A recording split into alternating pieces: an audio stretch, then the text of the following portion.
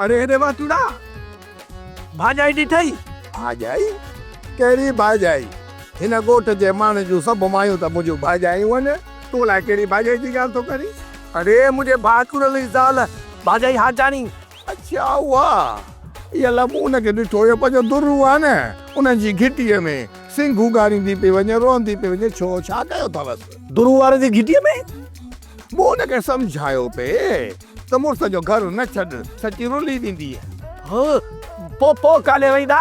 न न मोटी त कोन पोइ वरी शाहूवारनि जे दर ते वञी बीठी कुंवरनि जे दर ते ॿुध त सही तकड़ा शाहूवारनि जे घर खे तालो लॻो पियो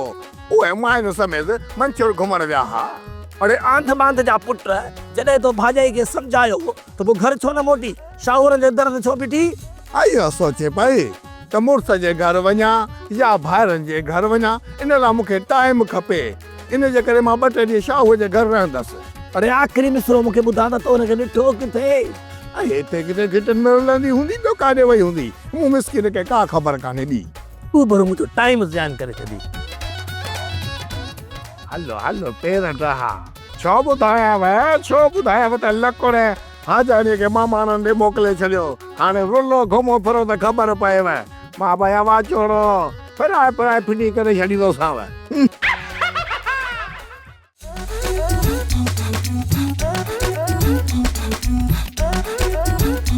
बब्बा भी हाना सुराणी रखे टेक लगाए वेठो आई हार सिंगार पियो करी अयो ला मुंहिंजी भेण घुमा तो के परवाह ही ना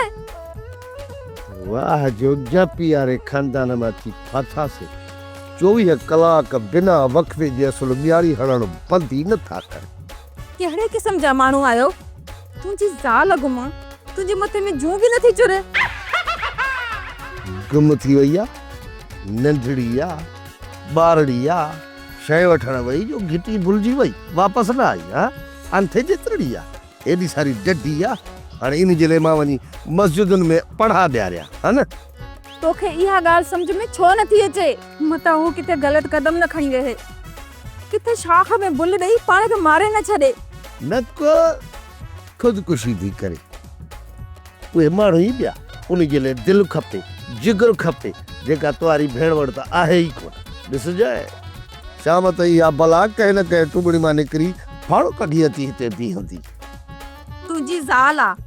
मुंहिंजी भेण आ मुंहिंजो रत आ तू एॾो ख़ुशि न थी त मुंहिंजी भेण ईंदी ऐं तुंहिंजे अॻियां अची झुकंदी हलो हलो हर हर अची हार सिंगार में खलल विध सोप सीरियल जहिड़ियूं ज़ालूं तहिड़ा मुड़स तमाम एपिसोड्स ॾिसो HD क्वालिटीअ में विजिट करियो असांजो YouTube channel Sindh TV HD drama subscribe कयो असांजो official YouTube channel Sindh TV HD drama ऐं वधीक अपडेट लाइ बेल आइकन खे क्लिक करियो।